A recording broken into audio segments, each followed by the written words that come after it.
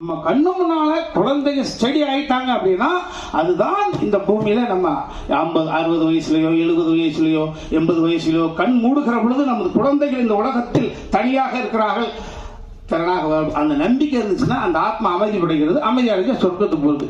ஐயையோ நடப்பு இந்த ஆள் போனா இங்க இருக்கான்னு தெரியலையே, ஐயையோ இந்த புண்ணு நான் இல்லைன்னா அப்படின்னா வாய் கோணிக்கு நரகம் தான் எவ்வளவு சொத்து இருந்தாலும். அந்த வகையில உயரத்தில் இருக்கக்கூடிய அனைவருமே துயரத்தில் தான் இருக்காங்க.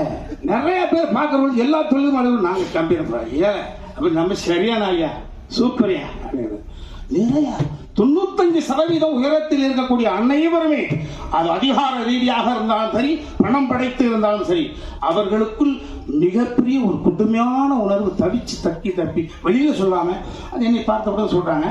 இந்த கதை நிச்சயமாக உணர்த்தாது, உணர வைக்கக்கூடிய வகையில்